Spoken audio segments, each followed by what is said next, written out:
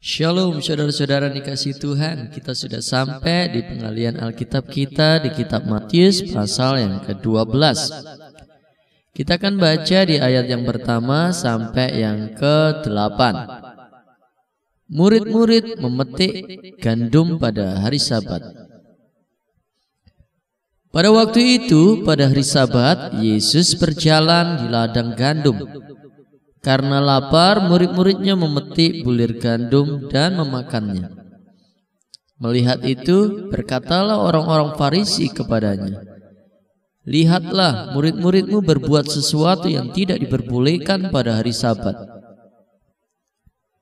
Tetapi jawab Yesus kepada mereka, "Tidakkah kamu baca apa yang dilakukan Daud ketika ia dan mereka yang mengikutinya lapar? Bagaimana ia masuk ke dalam rumah Allah dan bagaimana mereka makan roti sajian yang tidak boleh dimakan, baik olehnya maupun oleh mereka yang mengikutinya, kecuali oleh imam-imam. Atau tidakkah kamu baca dalam kitab Taurat bahwa pada hari-hari Sabat imam-imam melanggar hukum Sabat di dalam bait Allah, namun tidak bersalah? Aku berkata kepadamu, di sini ada yang melebihi bait Allah. Jika memang kamu mengerti maksud firman ini, yang ku kendaki ialah belas kasihan dan bukan persembahan, tentu kamu tidak menghukum orang yang tidak bersalah. Karena Anak Manusia adalah Tuhan atas hari Sabat." Haleluya. Mari kita gali firman Tuhan ini secara seksama. Di ayat yang pertama dikatakan bahwa murid-murid Yesus memetik bulir gandum dan memakannya pada hari Sabat ketika mereka hendak menuju ke rumah Allah, ke bait Allah. Tuhan dan murid-muridnya kita tahu bukan orang yang tidak punya acara sehingga perlu mondar-mandir ke sana dan ke sini tanpa tujuan yang pasti. Kita tahu dimanapun Tuhan berada, maka Dia mengajar tempat itu dan melakukan tugas pelayanannya. Ini memungkinkan mereka, murid-muridnya, tidak memiliki sebuah kesempatan untuk sarapan pagi atau makan, sehingga waktu mereka hendak menuju ke bait Allah, mereka merasa lapar. Namun saya percaya ini juga karena ketetapan Tuhan. Tuhan izinkan mereka harus melewati ladang gandum. Ini berbicara tentang pemeliharaan Tuhan. Ketika mereka merasa lapar, maka Tuhan menyediakan gandum itu untuk bisa mereka makan. Dari ayat ini kita bisa tangkap bahwa Dia Allah Jehovah Jireh, Allah yang menyediakan tepat pada waktunya. Menurut apa yang kita perlukan dan butuhkan, Ia menyediakannya bagi setiap kita. Oleh karena itu, jangan takut, jangan khawatir akan apa yang kita makan dan kita minum esok hari. Tuhan akan selalu menyediakan kasih-Nya, selalu baru. Rahmat-Nya tidak akan pernah habis atas setiap kita. Oleh sebab itu, selalu bersyukur di hadapan Tuhan, karena Ia akan selalu menyediakan pemeliharaannya atas hidup kita. Melihat apa yang murid-muridnya lakukan, orang Farisi berkata kepada Yesus, "Lihat, murid-muridmu melakukan sesuatu yang tidak boleh dilakukan pada hari Sabat." Memang di hukum yang keempat dari 10 hukum Tuhan berbunyi, "Hormatilah dan kuduskanlah hari Sabat."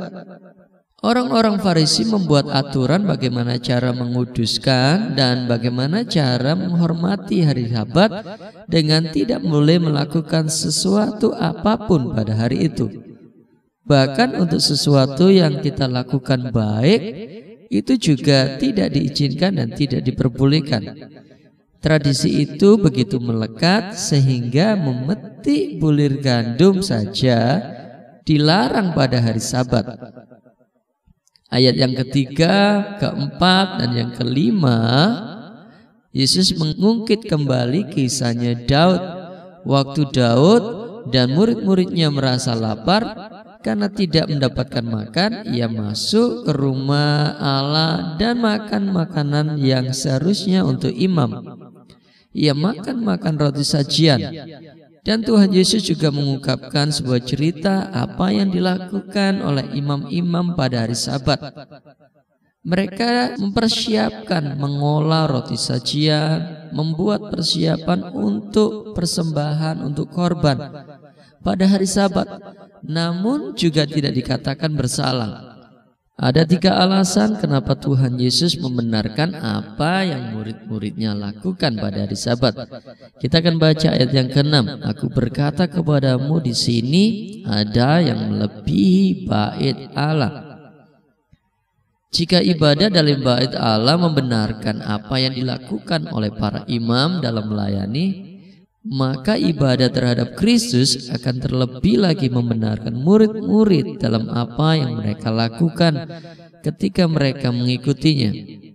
Orang-orang Yahudi sangat memuja bait Allah. Tempat itu menguduskan emas yang ada di dalamnya. Kita melihat Stefanus dituduh karena menghina tempat kudus ini. Hal ini tercatat di kitab Kisah Para Rasul pasal yang ke-6 ayat yang ke-13. Tetapi Kristus walaupun berada di ladang gandum itu melebihi bait Allah.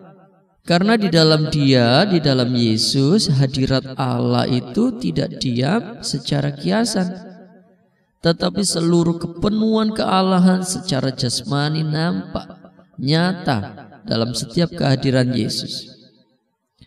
Oleh karena itu perlu kita perhatikan bahwa apapun yang kita lakukan, jika kita melakukannya dalam nama Kristus Yesus Tuhan kita dan melakukannya untuk Dia, untuk kemuliaannya, maka itu akan diterima oleh Allah dengan senang hati. Walaupun banyak orang sekitar kita akan mencela dan mencemooh kita. Alasan yang kedua, kita bisa baca di ayat yang ke-7. Jika memang kamu mengerti maksud firman ini, yang kukendaki ialah belas kasihan dan bukan persembahan, tentu kamu tidak menghukum orang yang tidak bersalah. Perkataan ini dikutip dari Yosea pasal 6 ayat yang ke-6, yang bunyinya, sebab aku menyukai kasih setia dan bukan korban sembelian, dan menyukai pengenalan akan Allah lebih daripada korban-korban bakaran. Perkataan Yesus ini juga dipakai di kitab Matius pasal yang ke-9 ayat yang ke-13. Jadi pergilah dan pelajarilah arti firman ini. Yang kukendaki ialah belas kasihan dan bukan persembahan, karena aku datang bukan untuk memanggil orang benar, melainkan orang berdosa. Kewajiban-kewajiban upacara harus mengalah terhadap hukum moral, hukum alam, dan hukum kerajaan yang berlandaskan kasih, bukan kepada adat istiadat dan aturan-aturan yang dibuat oleh manusia. Alasan kenapa orang-orang Farisi mempertanyakan apa yang dilakukan oleh murid-muridnya dicatat di sini bahwa jika kamu mengerti maksud firman ini, artinya mereka tidak mengerti apa yang dimaksud dengan belas kasihan. Jika saja mereka memiliki atau mengerti maksud ini, maka mereka pastinya bersedih melihat bagaimana murid-muridnya merasa lapar, dan mereka hanya mengambil bulir gandum karena mereka percaya itu bagian dari pemeliharaan Allah. Ketika mereka lapar, Tuhan menyediakan bulir-bulir gandum untuk memuaskan rasa laparnya.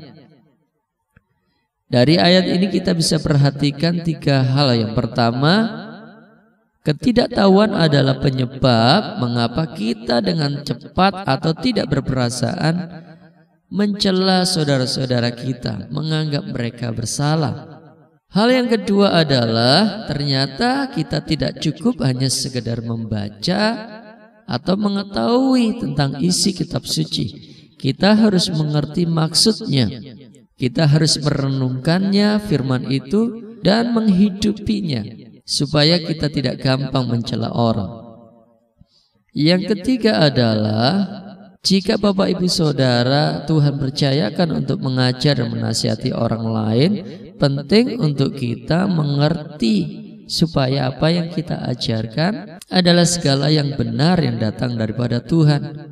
Oleh sebab itu kita perlu belajar menggali dan mengalami firman Tuhan itu secara berkala. Saya mengajak Bapak Ibu Saudara untuk terus mengikuti channel Back to Bible Indonesia dan bisa menggali firman Tuhan secara seksama bersama-sama setiap hari. Alasan yang ketiga, Tuhan membenarkan apa yang murid-muridnya lakukan bisa kita lihat di ayat yang ke-8. Karena anak manusia adalah Tuhan atas hari Sabat. Yesus adalah pencipta, dia ada sebelum dunia ini diciptakan. Semuanya diciptakan oleh dia. Tanpa dia tidak ada segala sesuatu yang diciptakan. Ialah yang membuat hukum-hukum, termasuk Tuhan memberikan 10 hukum dan perintah Tuhan di Gunung Sinai. Ia yang menetapkan apa yang baik dalam pandangannya. Khusus menghormati dan menghargai hari Sabat, ia memberikan sebuah kewenangan untuk sebuah perubahan yang selama ini ditetapkan. Ia yang menjadikan, ia yang diagungkan, ia yang dihormati hari Sabat. Dialah Tuhan atas hari Sabat. Dan jika Kristus adalah Tuhan atas hari Sabat, maka pantaslah jika kita setiap hari semua yang kita lakukan di dalamnya dipersembahkannya untuk Tuhan. Karena itu ayat Alkitab berkata, apapun yang kamu lakukan, lakukanlah semuanya itu untuk Tuhan.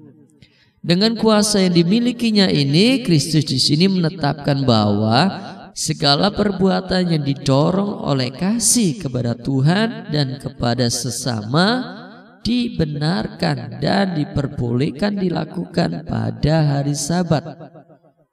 Dari ayat-ayat yang baru saja kita baca, saya bisa simpulkan yang pertama, Tuhan kita adalah Allah Jehovah Jireh yang menyediakan apa yang kita perlukan dan butuhkan. Yang kedua adalah ketidakmengertian kita akan firman Tuhan membuat kita gampang atau mudah atau tergesa-gesa untuk mencela dan menyatakan apa yang orang lain lakukan itu salah. Yang ketiga adalah apapun yang kita lakukan, sekalipun orang-orang lain tidak setuju dengan apa yang kita berbuat, kita melakukannya di dalam nama Yesus dan untuk hormat kemuliaannya, maka itu akan diterima Allah sebagai sebuah perbuatan yang menyenangkan hatinya. Yang keempat adalah Tuhan menginginkan lebih dari sekedar persembahan-persembahan. Ia menghendaki belas kasihan sebagai dasar dari apapun yang kita lakukan, baik terhadap Tuhan maupun terhadap manusia dan diri kita. Yang kelima adalah Yesus adalah Tuhan atas hari Sabat. Jadi apapun yang kita lakukan, kita patut mempersembahkannya kepada Tuhan. Mari kita berdoa. Bapa di surga, kami mengucap syukur buat apa yang kami pelajari hari ini. Kami mohon kemurahan-Mu untuk Tuhan boleh menambah-nambahkan setiap pengertian atas hidup kami akan setiap firman-Mu, sehingga kami tidak gampang mencela menghakimi orang-orang yang kami pandang salah. Kami juga bersyukur untuk setiap pemeliharaan-Mu atas kami. Kami percaya apapun yang kami perlukan dan butuhkan, Tuhan sediakan bagi setiap kami. Terima kasih ya Bapa di surga. Kiranya Tuhan menyertai apapun yang kami lakukan dan berbuat untuk hormat kemuliaan Tuhan. Di dalam nama Tuhan Yesus Kristus kami bersyukur. Haleluya. Amin. Tuhan Yesus memberkati.